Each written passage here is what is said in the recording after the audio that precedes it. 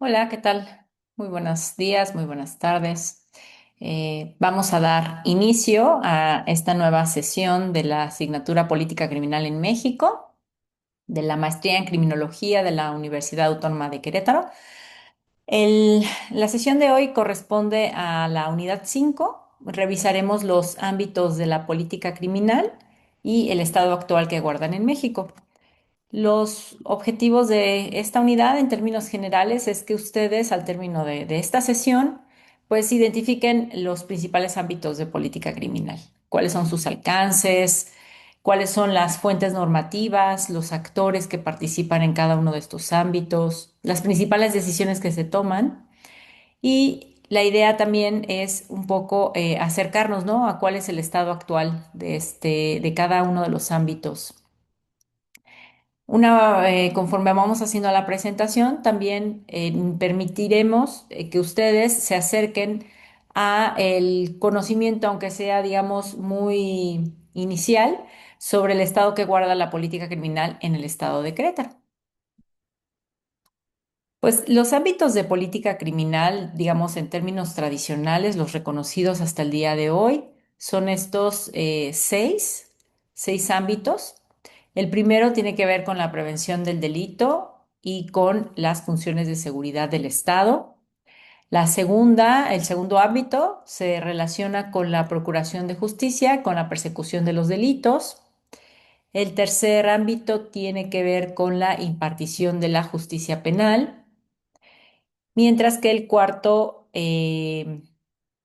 ámbito se refiere a la ejecución de sanciones una vez que se han dictado, digamos, sentencias condenatorias, pues l- tiene que ver con la ejecución de esas sanciones, así como el proceso de reinserción social de las personas que han sido condenadas. Un ámbito más importante, sobre todo en los últimos años, es el ámbito de atención integral a víctimas, directas e indirectas. Y finalmente, yo creo que un ámbito que poco a poco va emergiendo en las últimas décadas y que va cobrando mayor importancia es el ámbito de la vigilancia y la tecnología. Cada uno de estos ámbitos los revisaremos de manera muy breve cuál es el estado que guardan en México y haremos algunas menciones sobre la situación en el estado de Querétaro. Pues bueno, antes de hacer el paso hacia la revisión de cada uno de los ámbitos, referir que lo que haremos a continuación pues será revisar precisamente pues las principales fuentes normativas de cada una de estos ámbitos de política criminal, cuáles son las decisiones más importantes, los actores y mostraremos algunos indicadores al momento de referir cuál es el estado actual de cada uno de esos ámbitos. Pues bueno, iremos mencionando algunos indicadores para valorar el estado en el que se encuentran dichos ámbitos de política criminal. Por lo que hace el ámbito de prevención del delito y seguridad, pues entendemos que derivado, digamos, de los objetivos constitucionales en materia de seguridad, donde nos dice que la seguridad, pues, es una función a cargo del Estado que tiene por propósito u objetivo el proteger a las personas, su integridad, sus bienes, su patrimonio, así como el orden público y la paz social, pues encontramos que el objetivo de la prevención del delito y la seguridad o de las políticas de seguridad tiene que ver con evitar, ¿no?, que los delitos ocurran o generar condiciones que minimicen la probabilidad de que ciertas conductas antisociales o violentas estén ocurriendo en determinado territorio. Este ámbito de la política criminal, si ustedes lo pueden observar, prácticamente se funde con la política de seguridad. O sea, realmente aquí no hay manera de distinguir cuando estamos en política criminal o criminológica y cuando estamos hablando de política de seguridad, porque en realidad el objeto de la política criminal es el mismo del de las políticas de seguridad. La fuente normativa más importante, más allá de la Constitución, pues es en el caso de México, a nivel nacional, la Ley General del Sistema Nacional de Seguridad Pública. Hemos tenido, digamos, diversos ordenamientos. El más reciente es prácticamente una nueva ley que se publicó el año pasado, en el 2025, y que sustituyó a la ley anterior que prácticamente databa de finales del siglo XX. ¿Quiénes son los actores de este ámbito de política criminal más importantes? Pues por supuesto encontramos a las Secretarías de Seguridad Ciudadana o las Secretarías de Seguridad Pública, ¿no? Como estas áreas, digamos, del Poder Ejecutivo que tienen en sus manos la labor de la prevención del delito. A nivel federal, en el caso de México, encontramos también pues a la Policía Federal, que en este caso es la Guardia Nacional, así como a las Fuerzas Armadas, dado que derivado de diversas reformas constitucionales, las Fuerzas Armadas tienen reconocidas labores en materia de seguridad pública y ciudadana. Otros actores podrían ser otros actores que dependan del Ejecutivo y que tengan determinadas funciones en materia de seguridad e incluso, bueno, algunas otras instituciones de inteligencia o de manejo de información. Vamos a ver que en realidad estas últimas instituciones son relevantes para el último ámbito de política criminal referido a vigilancia e inteligencia y uso de tecnología. ¿Qué tipo de decisiones, digamos, son relevantes en este ámbito? Bueno, tiene que ver con decisiones sobre cómo se distribuye el presupuesto. Obviamente, en los últimos años hemos visto, al menos en México, que ha habido un incremento en el gasto en materia de seguridad, también el gasto en materia militar y, por supuesto, normalmente este recibe más recursos que incluso otras áreas de la política criminal. ¿Qué otras decisiones se relacionan? Pues, por ejemplo, los modelos policiales. ¿Qué tipo de policía es la que deseamos promover?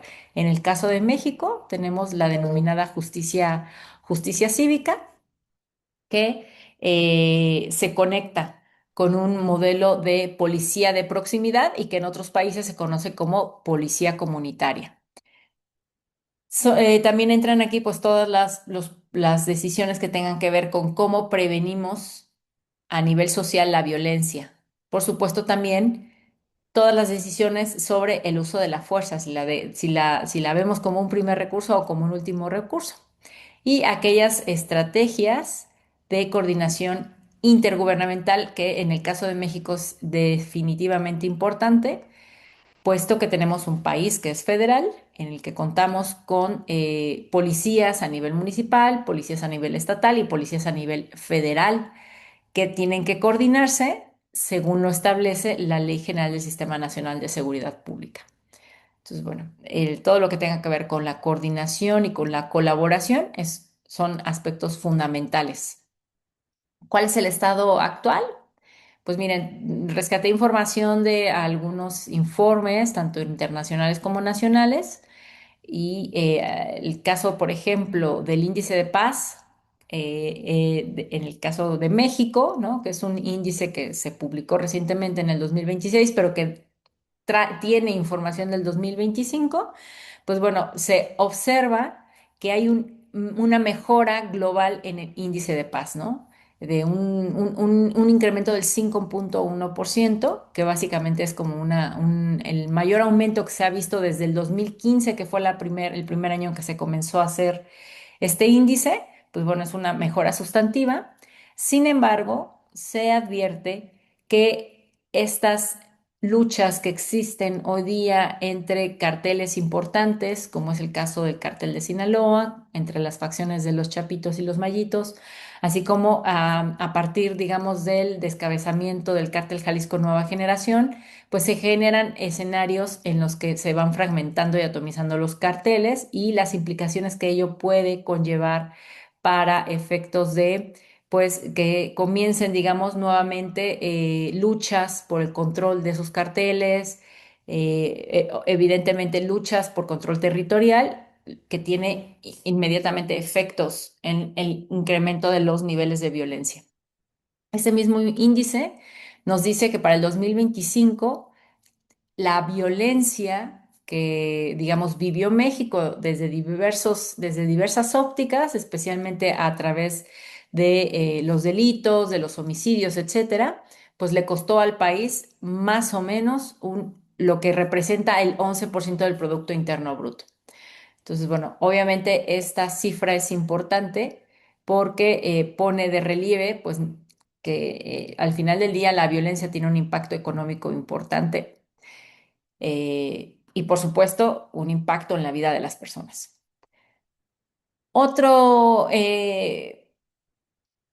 Otra fuente que decidí utilizar para ver cuál es el estado actual de este ámbito de la política criminal es el índice del Estado de Derecho que genera World Justice Project de manera anual. Y bueno, este es el índice del Estado de Derecho del año pasado, 2025, en el que México ocupó a nivel global el- la posición 121 de 143 países. En el ámbito específico de orden y seguridad, México, de haber podido alcanzar un punto, ¿no? Tener digamos, un punto como una calificación máxima, solo obtuvo la mitad, ¿no? Y en este caso, pues esta calificación hizo que México se colocara en el lugar 132 de 143 países. En este sentido, Querétaro en la materia tiene una calificación por debajo del promedio nacional. Obtuvo una calificación de punto 47 cuando la máxima era la de un punto. Encontramos también otro estudio de México Evalúa, que es un estudio que realiza digamos, el área de seguridad de México Evalúa, y este estudio, denominado La Otra Vía, Análisis de Políticas Municipales de Seguridad Pública entre el 2021 y 2024, nos dice que la tasa de homicidios dolosos por cada 100.000 habitantes en municipios capitales durante ese periodo fue de 18,6 homicidios por cada 100.000 habitantes en promedio a nivel nacional. ¿Qué es lo que encontramos en el caso de Querétaro? Bueno, que Querétaro está, digamos, mantiene una tasa de homicidios dolosas por debajo del promedio nacional. De hecho, hay una distancia importante, ¿no? Estamos con 7,4 homicidios dolosos por cada 100.000 habitantes. Entonces, bueno, creo que en ese sentido tenemos en términos generales como, digamos, unas cifras que quizá no son tan alentadoras como en el caso de Querétaro, como es el índice del Estado de Derecho. Pero bueno, cuando vamos observando otros indicadores, vemos que pues Querétaro no está en una situación excesivamente compleja en términos de tasas de homicidio, ¿no? Todavía no llegamos a hablar de tasas de homicidio epidémicas. Tenemos también, por supuesto, otro ámbito o el segundo ámbito de política criminal, que es la de procuración de justicia y persecución penal. Y aquí, bueno, digamos que el objetivo de este ámbito, pues es, digamos, que el Estado dé una respuesta frente a los delitos, ¿no? que se cometen. Y esta respuesta, digamos, es la que se gestiona hasta antes de llegar a los tribunales, ¿no? O sea, es decir, que el Estado eh, pone atención en los casos delictivos que ocurren, le da seguimiento a esos casos para posteriormente llegar al siguiente ámbito de política criminal, que es el de impartición de justicia. Digamos, qué tipo de hechos ocurren en este ámbito? Pues tiene que ver con la recepción de denuncias, con el inicio de carpetas de investigación, con dictámenes periciales, con la investigación de los delitos, con el ofrecer soluciones alternas al proceso. La principal fuente normativa, más allá de la Constitución, pues es el Código Nacional de Procedimientos Penales, más los códigos penales aplicables en función de la jurisdicción en la que nos encontremos. Los actores principales pues son las fiscalías, los policías de investigación, el personal de servicios periciales, los peritos, las personas que se dedican a asesorar a víctimas, los defensores públicos y todas aquellas instancias de coordinación del sistema penal. ¿Qué tipo de decisiones se toman, digamos, en este ámbito y que resultan trascendentales? Pues las políticas de persecución. Es decir, es común que en determinadas fiscalías se decida cómo se va a priorizar los casos. Por mencionar el caso rápidamente de Querétaro, Querétaro tiene un modelo de gestión que es de atención diferenciada de la demanda, donde evidentemente, dependiendo del tipo de delito, ya sean patrimoniales, ya sean violentos, etcétera, decide gestionar los casos de manera diferenciada. Y esto se relaciona, por supuesto, con los modelos de gestión. También se toman decisiones sobre qué casos se llevan a salidas alternas al proceso penal o en qué casos se decide aplicar criterios de oportunidad. Otras decisiones fundamentales en este ámbito de la política criminal, pues es si damos o no autonomía a las fiscalías, si damos o no autonomía a los servicios periciales. En el caso de México, prácticamente desde la segunda década del siglo XXI, del presente siglo, las fiscalías comenzaron a obtener su autonomía respecto del poder ejecutivo. Y bueno, aparentemente hoy, a pleno año 2026, pareciera que la totalidad de las fiscalías a nivel México, a nivel nacional, son autónomas. Sin embargo, un tema que está pendiente es la autonomía de los servicios periciales. Actualmente los servicios periciales están adscritos a las fiscalías, sin embargo, como observamos en alguna sesión previa, hubo una sentencia al Estado mexicano en el caso de Digna Ochoa contra el Estado mexicano, donde se habló de la importancia de que en México los servicios periciales sean autónomos y no estén adscritos a la parte que acusa. A nivel nacional, ¿cuál es el estado, digamos, actual de este ámbito, no? Pues bueno, de acuerdo con informes de México Evalúa, pues parece ser que hay como una especie de sobrecarga, ¿no? Respecto de los asuntos que atiende cada fiscal. Por ejemplo, en el 2000, entre el 2022 y el 2023 se registró un gran incremento entre el número de carpetas de investigación que cada fiscal atendía. Mientras que en 2022 cada fiscal atendía 181 carpetas, en el 2023 esa cifra ascendió hasta las 310 carpetas. De igual manera, en otro informe, pero del 2024, nos decía México Evalúa que había una falta de respuestas efectivas a conflictos penales.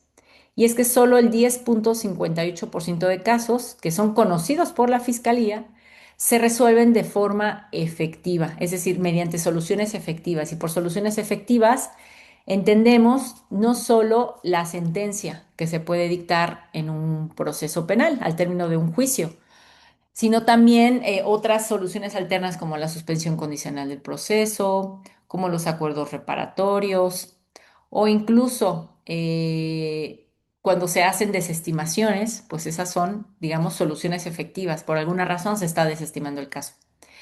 Pero en el 90% de los casos, casi 90% de los casos, no hay soluciones efectivas. Entonces, son casos que están siendo archivados y que en teoría no se les está dando una solución efectiva, sino que solamente están siendo guardados, digamos, en archivos físicos o digitales, y pues son casos en los que no se le está ofreciendo una respuesta a la víctima.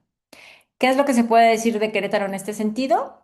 Pues bueno, parece ser, de acuerdo también con un reporte del caso de Querétaro que realizó México Evalúa en el 2025, se señalaba que pareciera que Querétaro tiene una capacidad de investigación importante, pues a diferencia de otras entidades federativas que dependen mucho de que las policías inicien casos a partir de la flagrancia, donde vemos pues que estadísticamente el mayor número de delitos que se detectan por el sistema fueron por flagrancia. En Querétaro resulta que 70% de los casos ingresan al sistema, ya sea por órdenes de aprehensión o por citatorios. Entonces, eso habla de que hay una menor dependencia de la flagrancia. De igual manera, se observa que casi el 9 de cada 10 detenciones que se realizan por parte de las policías, pues son detenciones que posteriormente un juez de control califica como legales. Entonces estamos hablando de que parece ser que Querétaro, digamos, tiene ciertos aspectos positivos a pesar de este escenario nacional.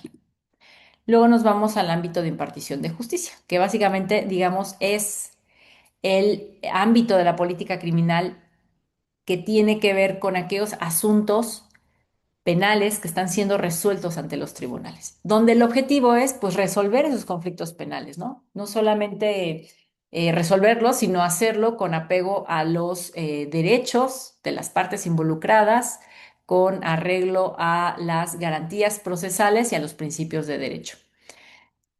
La fuente normativa de este ámbito, pues es el Código Nacional de Procedimientos Penales, más el Código Penal que aplique según la jurisdicción y según el delito que esté tratándose. Los actores principales, pues son los jueces, las juezas, los defensores, los fiscales, las personas que asisten y asesoran a las víctimas, así como aquellas autoridades que se dedican a supervisar medidas cautelares y la suspensión condicional del proceso. ¿Qué tipo de decisiones se toman en digamos, en este ámbito de la política criminal? Pues es si las detenciones fueron legales o no, si realmente se están respetando los derechos de las partes involucradas, no solamente de las personas imputadas, sino también de las víctimas, si se están respetando normas procesales respecto de la duración de procesos, si se conceden o no medidas cautelares, sean privativas o no privativas de libertad. Son en términos generales las principales decisiones. ¿Cuál es el estado actual digamos, en términos generales de este ámbito? Pues bueno, de acuerdo con el Índice del Estado de Derecho 2025, México sale mal calificada y muy mal posicionado en el ámbito de justicia penal. Prácticamente nos conceden de una calificación máxima de un punto, nos dan una cuarta parte. México obtiene un 0,25, lo que nos coloca en el lugar 135 de 143 países. Y Querétaro, digamos que es donde es uno de los ámbitos donde sale un poquito más fortalecido respecto de la media nacional, pues obtiene un 0,51 puntos de calificación en comparación con el promedio nacional. De hecho, digamos, en la revisión específica del informe, ¿no? O del índice del Estado de Derecho en México, se observa que Querétaro se refiere como una de las mejores entidades con un mejor desempeño en materia de justicia penal. Por su parte, México Evalúa, en su informe de hallazgos del 2023, nos decía en aquel entonces que cada juez en materia penal atendía 356 causas, cuando justo un año anterior resolvía 200 y tantas. Entonces estamos hablando de que un año a otro pues hubo un incremento importante del número de causas que están atendiendo. Eh, Se observa que hay un uso excesivo de prisión preventiva a nivel nacional, ¿no? Donde 8 de cada 10 personas que enfrentan prisión, que enfrentan su proceso en prisión, se encuentran sometidas a la prisión preventiva. Y bueno, digamos que un dato que resulta importante ponderar es que solamente un 6% de personas que son, digamos, a las que se les vincula a proceso, solo un 6% se sustraen de la justicia. O sea, estamos hablando de un número menor. De cada 100 personas que son vinculadas a proceso, 6 personas se dan a la fuga. Entonces, digamos, no es una regla, no es la regla el que la gente se fugue. Por tanto, tendríamos que estarnos cuestionando si realmente es adecuado que el 80% de personas que están siendo procesadas por un delito y de las que no sabemos si son inocentes o culpables, estén haciéndolo, estén enfrentando ese proceso en situación de privación de libertad. Eh, Aquí no reflejé la situación de Querétaro.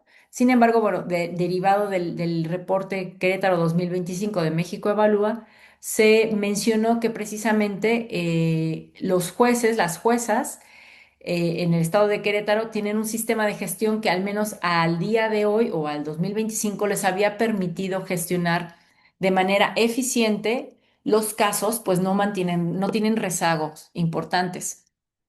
De igual manera, Querétaro, a pesar, digamos, de que no hace mucho uso de la prisión preventiva oficiosa, sino que, digamos, es un juez el que decide si una persona amerita o no la prisión preventiva, sí se abusa de la prisión preventiva en Querétaro. O sea, sí es un dato que recuerdo muy bien de ese reporte y donde incluso se menciona y se recomienda a las autoridades queretanas pues a explorar medidas preventivas, privativas, medidas cautelares no privativas de libertad. Vamos con el ámbito 4. En el ámbito 4 de ejecución de sanciones y reinserción social, pues el objetivo es, digamos, administrar el cumplimiento de la pena, supervisar a las personas que han sido privadas de su libertad o a de aquellas personas que recibieron penas no privativas de libertad, así como gestionar el proceso de reinserción. La fuente normativa de este ámbito de política criminal, pues es la Ley Nacional de Ejecución Penal, Los actores más importantes pues, son las autoridades penitenciarias, los jueces de ejecución de sanciones, las áreas técnicas, defensores, servicios postpenitenciarios y aquellas autoridades o entes, porque también entran empresas, que supervisan penas no privativas de libertad o beneficios postpenitenciarios. Las decisiones más importantes en este ámbito de política criminal tienen que ver con cuáles son las condiciones de vida en prisión, ¿no?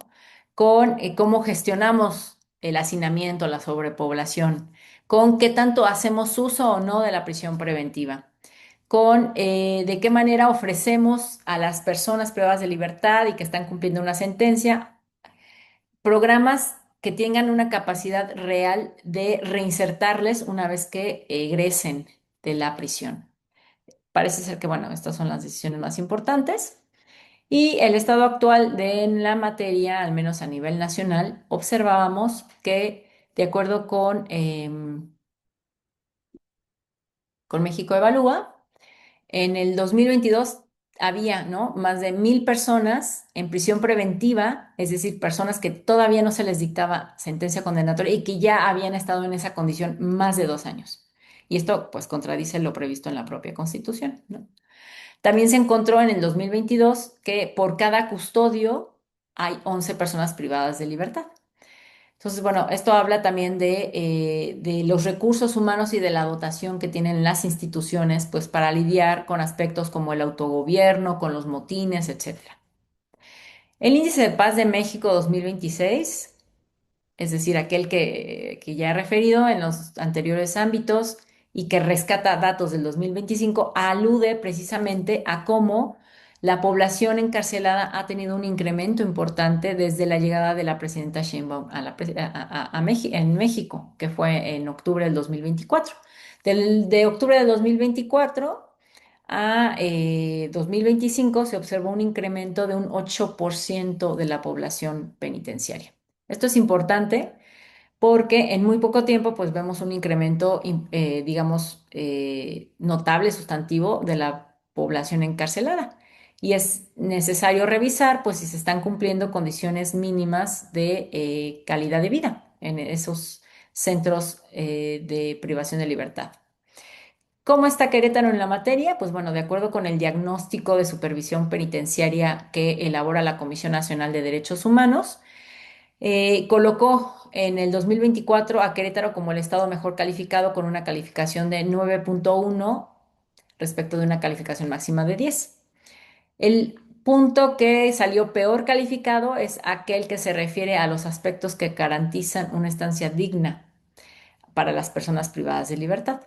De hecho, es donde hubo, digamos, un retroceso respecto de mediciones anteriores. Entonces, bueno, parece ser que Querétaro, al menos por lo que respecta al sistema penitenciario, también tiene determinadas fortalezas que habría que revisar, cómo es que se dan, por qué se dan y sobre todo también observar pues cuáles son esas áreas de oportunidad para seguir mejorarlas, seguir mejorándolas. Pasamos al penúltimo ámbito de la política criminal que se refiere al de atención integral a víctimas y bueno, el objetivo de esta política criminal es el de brindar asesoría, asistencia, protección, reparación, garantizar la verdad a las víctimas, tanto directas como indirectas del delito. ¿Cuál es la fuente, digamos, normativa principal? Pues la Ley General de Víctimas, que deriva, digamos, de reformas realizadas prácticamente hace más de 10 años y donde los principales actores, pues por supuesto van a ser en primer lugar las víctimas, ¿no? Directas e indirectas, luego tendríamos la Comisión Ejecutiva de Atención a Víctimas a nivel nacional, las comisiones estatales de atención integral a víctimas, los asesores y asesoras jurídicas que orientan a las víctimas, que normalmente están adscritas a las fiscalías, los tribunales en la medida en la que sus decisiones afectan o no los derechos de las víctimas, todo lo que tenga que ver con los fondos de ayuda y reparación para víctimas, aquellas instancias que pueden, además de los tribunales o las fiscalías, pues determinar medidas de protección para las víctimas. En el caso, por ejemplo, de las violencias de género, ¿no? En este sentido, pues podemos también referir a los centros de justicia para las mujeres. ¿Qué tipos de decisiones toman? Pues bueno, en primer lugar, si una persona determinada se le reconoce o no la calidad de víctima. ¿Cómo se le atiende? Y esto tiene que ver con los protocolos, ¿no? Obviamente, protocolos especializados en función de la victimización. También si cómo es que va a repararse a la persona o a esta persona que ha sido víctima, cómo es que accede a esa reparación, qué tipo de reparación se tiene, si únicamente va a ser monetaria o hay reparación simbólica. Asimismo, también en este ámbito de la política criminal entra todo lo referido a la supervisión de medidas de protección así como pues decisiones sobre el presupuesto. Y en este sentido es importante, ¿no? Que al revisar el estado actual de este ámbito de la política criminal, veamos que de acuerdo con México Evalúa, pues en el 2021, y seguramente es algo que se ha mantenido a lo largo del tiempo hasta hoy día, 5 años después, pues realmente, digamos, las áreas de atención a víctimas son las áreas que menos recursos reciben en comparación con defensorías o con fiscalías, ¿no? Que también son las otras partes del proceso, la defensa, la acusación y la víctima recibe, digamos, pocos recursos. De hecho, en ese mismo reporte de México Evalúa se dice que las comisiones de atención a víctima pues, son la mayor debilidad del sistema penal. Y en ese entonces, hace 5 años, el Estado solo estaba reparando los daños al 0,30% de las víctimas que son reconocidas formalmente como tales, ¿no? Porque obviamente sabemos que hay una cifra oculta muy importante de delitos donde pues las personas no son vistas ni asumidas como víctimas. En el informe de México Valora del 2022, del informe de hallazgos nacional, decía en ese entonces que cada asesor jurídico de las víctimas estaba atendiendo un total de aproximadamente 303 casos y tenía que estar más o menos atendiendo a un total de 230 víctimas. Entonces, bueno, vemos que la carga de trabajo es algo que constantemente sale como un tema a relucir, salió en el tema de los fiscales, en el tema de los jueces y sale ahora con el tema de los asesores y asesoras jurídicas de la víctima. Y finalmente entramos al último ámbito, que es el ámbito, digamos, pues a lo mejor en donde precisamente se está incursionando de manera importante en México, que es el ámbito de la vigilancia y la tecnología. Y bueno, el objetivo de este ámbito es fortalecer la capacidad de prevención, de investigación y sanción del delito mediante uso de herramientas tecnológicas e inteligencia policial. Realmente su fuente es una fuente bastante reciente, es la Ley del Sistema Nacional de Investigación e Inteligencia en Materia de Seguridad Pública, que fue publicada precisamente hace un año, en el 2025, y los principales actores de este ámbito de la política criminal, pues son las policías estatales, las policías municipales, especialmente y de manera importante la Secretaría de Seguridad y Protección Ciudadana a nivel federal porque digamos que es a quien se le atribuyen diversas facultades para requerir información y las policías estatales están obligadas a nutrir y a proveer de esa información. Otro actor importante es el Centro Nacional de Investigación, que es un actor, aquí, ojo, es un actor importante en términos de seguridad nacional. De hecho, es la autoridad que vino a sustituir al Centro de Investigación en Seguridad Nacional, anteriormente denominado CISEN, y que desde el 2025 no solo se le reconocen funciones de seguridad nacional, sino también funciones de seguridad pública. ¿Qué otros actores resultan importantes? Pues la Policía Federal, que en este caso es la Guardia Nacional, las fiscalías federales estatales, los centros de comando, control, comunicación y todas las Cs que les quieran poner, son actores importantes, así como actores privados, ¿no? Que son las empresas que proveen de tecnología, tanto de software como hardware, a las distintas instancias. En el caso de Querétaro, por ejemplo, otro actor importante sería el CQCIAS, ¿no? Que es el Centro de Información para la Seguridad. ¿Qué tipo de decisiones se toman? Pues bueno, decisiones relevantes es, bueno, ¿qué datos vamos a recolectar? ¿No? ¿Qué datos son a los que les vamos a dar importancia y que les vamos a dar seguimiento? A partir de esos datos que vamos recolectando y que vamos sistematizando, pues qué tipo de análisis vamos a generar, ¿no? análisis, digamos, de tipo táctico, análisis investigativo criminal, etcétera. También están las decisiones de quién accede a esa información y con qué controles. Y creo que este es uno de los puntos clave y muy importantes y que ha recibido como críticas a nivel, digamos, nacional, porque pues pareciera que las autoridades de seguridad están recibiendo muchas atribuciones y con pocos controles o con poca supervisión. Y sobre todo, pues, ¿para qué fines se va a utilizar esa información y con qué estándares? Y retomando un poquito lo que mencionaba, ¿no? Precisamente la Red en Defensa de los Derechos Digitales en México en su momento criticó estas reformas realizadas el año pasado en materia de creación de este Sistema Nacional de Inteligencia e Investigación, porque precisamente habla de que se le están dotando de muchísimas capacidades a la Secretaría de Seguridad y Protección Ciudadana, así como al Centro Nacional de Investigación, al crear una plataforma central de inteligencia que lo que va a hacer es interconectar, digamos, todas las bases de datos públicas y privadas para que puedan ser consultadas en tiempo real sin orden, sin necesidad de contar con una orden judicial ni ningún otro tipo de salvaguarda. Entonces, bueno, esta red lo que denunciaba el año pasado es que había o se constituían escenarios en los que se pone en riesgo de manera seria la privacidad de la ciudadanía, la presunción de inocencia, la libertad de expresión, sobre todo de aquellas disidencias políticas.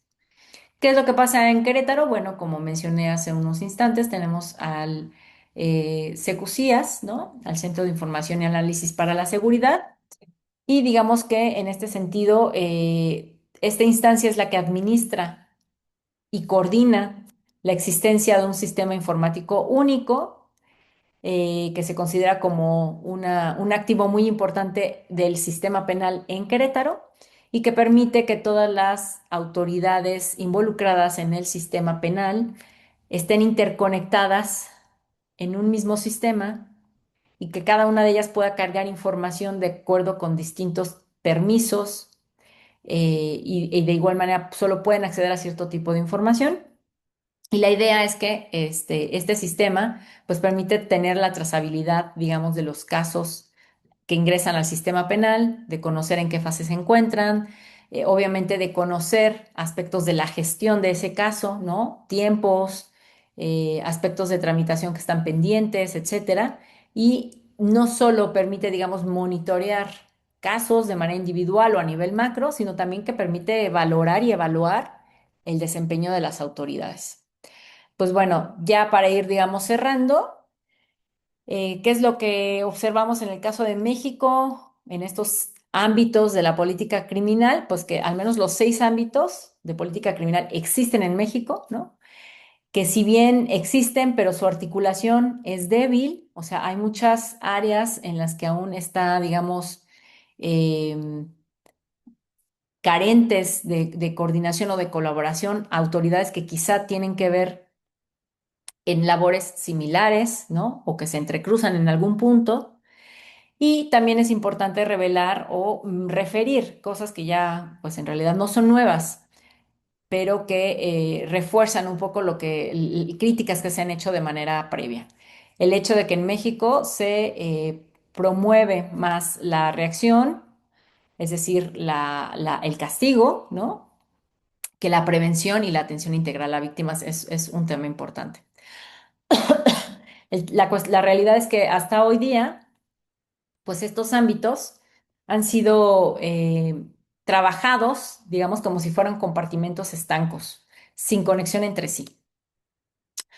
Y bueno, en este sentido, Querétaro, a partir de un informe, del informe que nos hace México Evalúa el caso de Querétaro en particular, pues justo resalta, ¿no? Que al menos en Querétaro existe una autoridad que coordina a las autoridades involucradas en el sistema penal y que, bueno, esto es un caso, digamos, por sí solo un caso de éxito que podría ser replicable en otras entidades federativas. Y pues bueno, prácticamente hemos llegado al fin de la sesión. Me gustaría escucharles. Si tienen dudas, preguntas, pues por supuesto pueden escribirme, dejar por aquí sus comentarios. Y pues básicamente llegamos al fin de la unidad 5 y solamente restaría hacer los contenidos de la última unidad de nuestro programa. Entonces todavía nos vemos una sesión más. Que estén muy bien. Hasta luego.